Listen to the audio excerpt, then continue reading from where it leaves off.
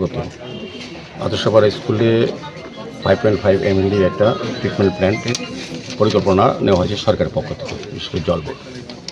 সেই মোতাবেক আমরা আগেও এটা পরিদর্শন করেছি এবং আগামী 30 তারিখ 11:30টায় মাননীয় মুখ্যমন্ত্রী প্রফেসর ডক্টর মানিক সাহার হাত ধরে ভূমি পূজনের মাধ্যমে মাঙ্গলিক অনুষ্ঠানের মাধ্যমে আনুষ্ঠানিকভাবে কাজ শুরু করা হবে।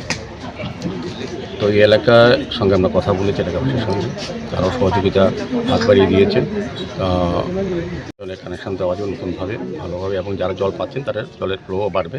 পাশাপাশি এই জল থেকে আমরা রামনগর, বটতলী বিধানসভা অনেকটাই অংশ কভার করা যাবে। সার্বিকভাবে আমি বলবো যে এই প্রজেক্টটা হলে পরে আগরতলা শহরের কিছু কিছু ওয়ার্ডে যে জলের সমস্যা আছে অনেকটাই সমাধান করা যাবে। আমাদের রাজ্য সরকার, আমাদের জল বোর্ড বিশেষ করে আমি বলবো যে আগরতলা শহরে সার্বিকভাবে প্রত্যেকটি বাড়িতে যাতে জলের কানেকশন দেওয়া যায়, সবাই যাতে পরিশোধিত জল পায় এদিকে লক্ষ্য রাখে এবং সমস্ত মেনটেন্যান্স কাজ সফলভাবে সুন্দরভাবে করছে।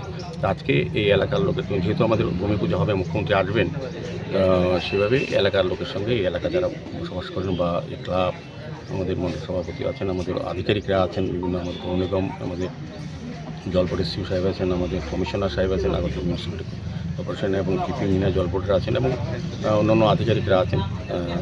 আলোচনা হয়েছে।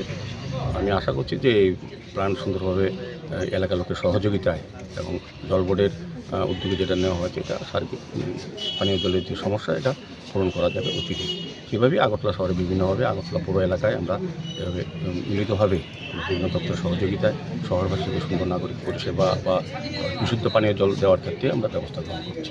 তো সেই হিসাবে প্ল্যান সম্বন্ধে বলতে পারবেন। বাধার কোনো বিষয় নয়, আলোচনা। পাবলিকের, এটা তো পাবলিকের জন্য করা হচ্ছে। তো পাবলিকের যদি সমর্থন না থাকে কোনো প্রজেক্টই সরকারি করা যায় না কোথাও। এই এলাকার লোক, এই ক্লাব বিশেষভাবে সহযোগিতা করছে প্ল্যানটা যাতে সাকসেসফুলভাবে সুন্দরভাবে কাজ শুরু করা।